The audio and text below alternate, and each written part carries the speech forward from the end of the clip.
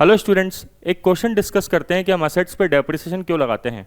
कई लोगों को लगता है कि मेन रीज़न असेट पे डेप्रिसिएशन लगाने का है कि accounts true and fair view present करें, बट ये रियल रीज़न नहीं है। रियल रीज़न है रिप्लेसमेंट फंड थ्योरी। ये रिप्लेसमेंट फंड थ्योरी क्या कहती है कि अगर हमने आज असेट्स परचेस करी तो फ्यूचर में असेट्स की जब लाइफ खत्म हो जाएगी तो दोबारा हमें असेट्स बिजनेस में चाहिएगी, तो उसके लिए पैसा कहाँ से आएगा। तो डेप्रिसिएशन एक फंड की तरह से काम करता है।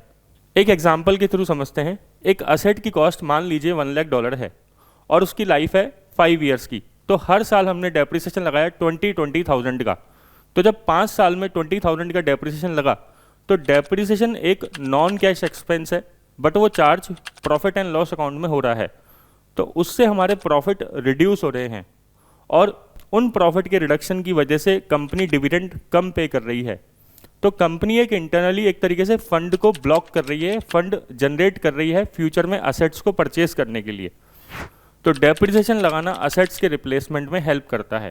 क्वेश्चन आता है, सर असेट्स की जो आज कीमत है वो तो फ्यूचर में नहीं रहने वाली, फ्यूचर में तो इन्फ्लेशन की वजह से असेट्स की कीमत बढ़ सकती है।